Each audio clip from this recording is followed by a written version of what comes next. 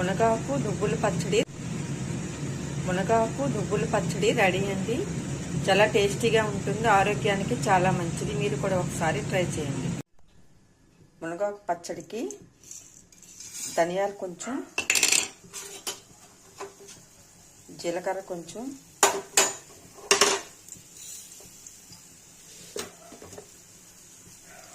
నువ్వులు అరకప్పు,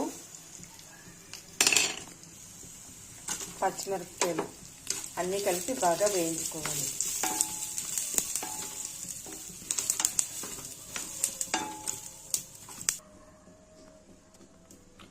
మునగాకు లేతది ఇప్పుడు కట్ చేసుకొని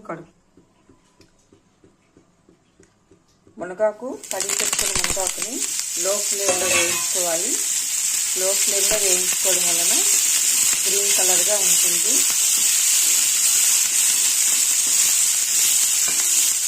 ఇలా లో ఫ్లేమ్లో బాగా వేయించుకోవాలి. బాగా వేగిన కదా ఇప్పుడు, ఎందుకంటే ఈ లేత కాడలు కూడా వేసుకోవచ్చు. ఇప్పుడు స్టవ్ ఆఫ్ చేసుకొని వేయించుకున్న మునగాకు అన్నీ కలిపి వేసుకున్నాం కదా, వేయించుకున్న మునగాకు అన్నీ వేసుకున్నాం కదా. ఇప్పుడు బాగా మిక్సీ పెట్టుకోవాలి. తగినంత ఉప్పు వేసుకోవాలి. 2 నిమ్మకాయల రసం వేసుకోవాలి పులుపుకి. మిక్సీ పెట్టుకున్న ఈ పేస్ట్ని పోస్ట్ చేసుకొని వేయించుకోవాలి.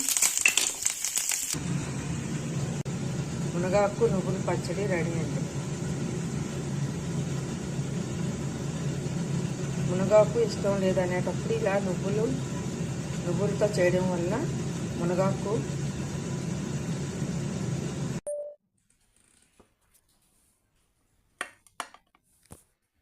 Welcome to R&R recipes. ఈరోజు మనం మునగాకు నువ్వుల పొడి తయారు చేసే విధానం చూద్దాం. 3 నెలల వరకు నిల్వ ఉంటుంది. ఆరోగ్యానికైతే చాలా మంచిది. తయారు చేసే విధానం చూద్దాం. తయారు చేయడం చాలా సింపుల్, తొందరగా రెడీ అవుతుంది. మీరు కూడా ఒకసారి ట్రై చేయండి.